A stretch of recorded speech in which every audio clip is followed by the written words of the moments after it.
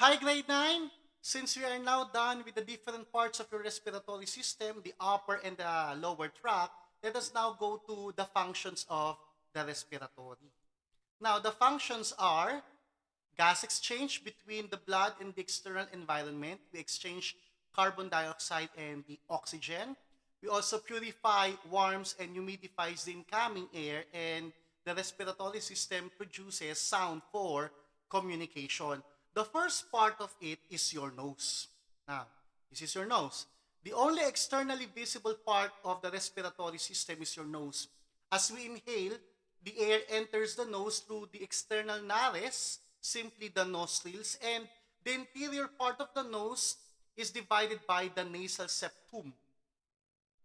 As the air enters the nose going to the nasal cavity, here is your nasal cavity, the lateral walls have projections called concave, and the nasal cavity is separated from the oral cavity. Where's the oral cavity?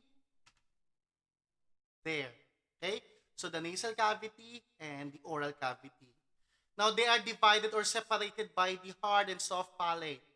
The olfactory receptors are located in the mucosa on the superior surface of the nasal cavity, and this cavity is lined with respiratory mucosa, the one that produces the mucus, no, yung sipon natin. The purpose of it is to moisten the air and traps incoming foreign particles such as your dust, pollen grains, and some pathogens. Proceeding with the larynx. The pharynx. The pharynx is the muscular passage from nasal cavity to larynx. It is divided into three regions: the nasopharynx, the oropharynx, and the laryngopharynx. The nasopharynx is the superior region behind the nasal cavity. The oropharynx is the middle region, and the laryngopharynx is the inferior or below region attached to the larynx, followed by the larynx. The larynx is simply called as the vocal cords or the vocal folds. You will see there the glottis, the opening between vocal cords, and epiglottis, the opening, okay?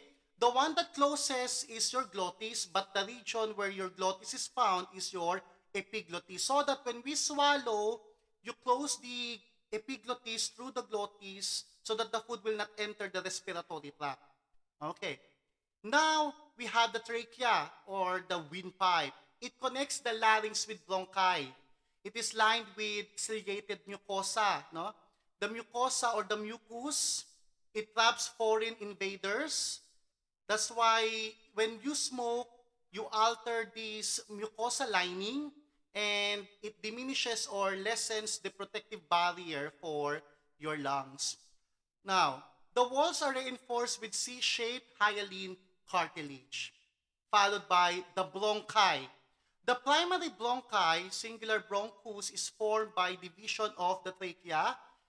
The air enters the lung at the hilus or the medial depression. The right bronchus is wider, shorter, and straighter than the left, and the bronchi subdivide into smaller and smaller branches. But before we proceed with the smaller branches, actually you will see the lungs. Okay? The lungs are the site of gas exchange. It occupies most of the thoracic cavity. You will see the apex is near the clavicle, and base rests on the diaphragm or the inferior portion. No? This is the apex. Okay? And you have your diaphragm here. Each lung is divided into lobes. The left lung has 2 lobes and the right lung has 3 lobes. Inside the lungs, you will see the bronchioles. The bronchioles are the smallest branches of the bronchi, and the terminal bronchioles, the end part of it, you will see the alveoli. All but the smallest branches have reinforcing cartilage. And in the alveoli, it is where gas exchange really takes place.